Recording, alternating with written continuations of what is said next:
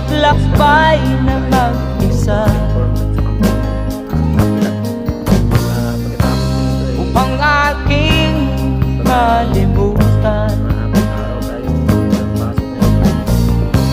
mga kaapihan dinanas. Walang pasok kasi pag pasok tayo, ihahanap ng kalunasan.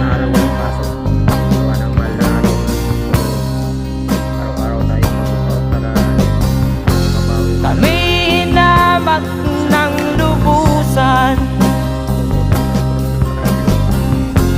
inapit, tinatawanan. Kami itinuring na basahan. Sila ba'y makatuwiran? Sana magkano? Outing yung maligo ba? Para makapag-rest man lang yung katawan.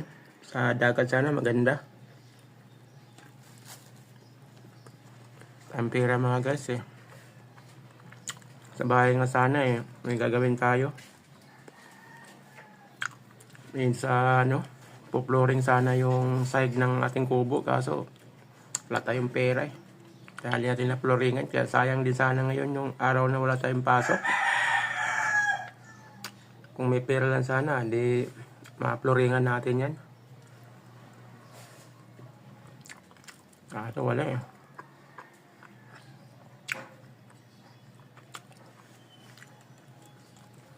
Ay, masal mga guys.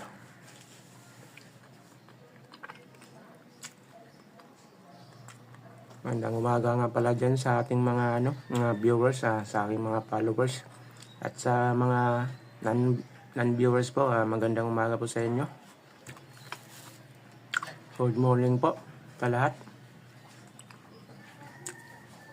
Kung mag-outing po ngayon mga guys, ingat-ingat na lang po kayo sa inyong mga biyahe. Sana maganda yung biyahe nyo, walang problema, makarating kayo sa inyong paroroonan na walang hassle.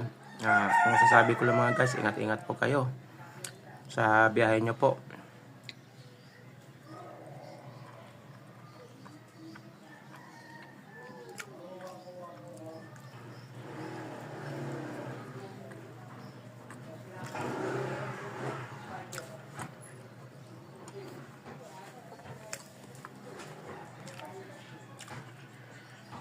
Hanggang dito na lang po mga guys.